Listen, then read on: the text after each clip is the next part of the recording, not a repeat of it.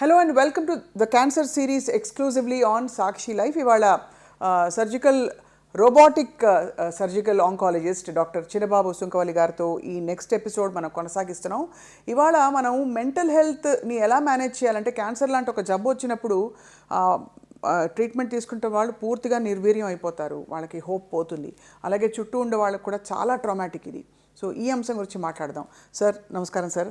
With your amazing service మీరు ఎన్నో అవార్డులు అందుకున్నారు అండ్ ప్రపంచ ప్రఖ్యాతిగాంచిన సర్జన్ యు ఆర్. ఆంకాలజీలో మీరు స్పెషలైజ్ చేశారు. So what are some of the typical mental health symptoms you see sir? క్యాన్సర్తో పోరాటం అంటే ఇంకా అయిపోయింది అనుకుంటారు చాలామంది. ఐ థింక్ మీరు చాలా ఇంపార్టెంట్ టాపిక్ రైజ్ చేస్తారండి. మెంటల్ హెల్త్ అనేది not just for the patient, it's for family also. Care givers, support groups, family అందరికి కూడా ఇట్స్ ఎ షాక్. చాలాసార్లు నా దగ్గర పేషెంట్ లోపలికి వచ్చినప్పుడు పేషెంట్ యొక్క అటెండర్స్ ఏమంటారంటే, ఆయన జబ్బు ఏంటో తెలియదు, చెప్పొద్దు అని చెప్పి వెనకాల గొసగొసలాడి చెప్తూ ఉంటారు. డోంట్ డిస్క్లోజ్ అంటే వాళ్ళు ఏమనుకుంటారంటే as if we are giving them a death sentence. ఆ ఫియర్తో వస్తారు, భయం. అన్నిటికన్నా ముఖ్యంగా క్యాన్సర్లో ఏంటంటే నంబర్ 1 మెంటల్ హెల్త్ ఇష్యూస్ ఏంటంటే ఫియర్.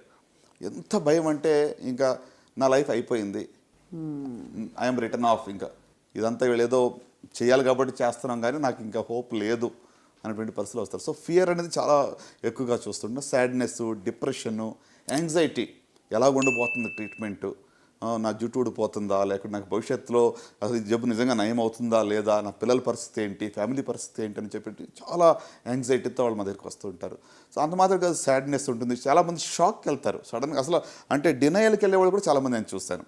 ఇది డయాగ్నోసిస్ కరెక్ట్ కాదు, రిపీట్ చేయండి, మళ్ళీ బయాప్సీ చేయండి అని చెప్పి చాలామంది అడుగుతూ ఉంటారు. సో ఇట్లా వేరీడ్ ఫార్మ్స్ ఆఫ్ ప్రజెంటేషన్, భయంతో మొదలయ్యి యాంగ్జైటీతో ఉంటూ, లేక ఎంతో డిప్రెషన్ కానీ, లేకుంటే డినయల్ కానీ, లేకుంటే సమ్ కైండ్ ఆఫ్, అంటే వాళ్ళకి ఎట్లా అంటే sometimes it's mixed emotions వాళ్ళకి. అవును, అంటే కొంతమంది ధైర్యంగా ఉన్నట్టు ఉంటారు కానీ పైన outwardly they are acting as if they are very strong, but deep within they are very much scared.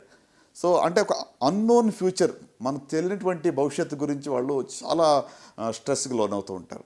So ఇవి అంటే నిజంగా చెప్పాలంటే ఈ ఇష్యూస్ని పబ్లిక్గా మాట్లాడుకోవడం కూడా చాలా తక్కువ. Correct sir. People go through it, అందరూ దీన్ని అనుభవిస్తారు కానీ చెప్పుకోలేరు.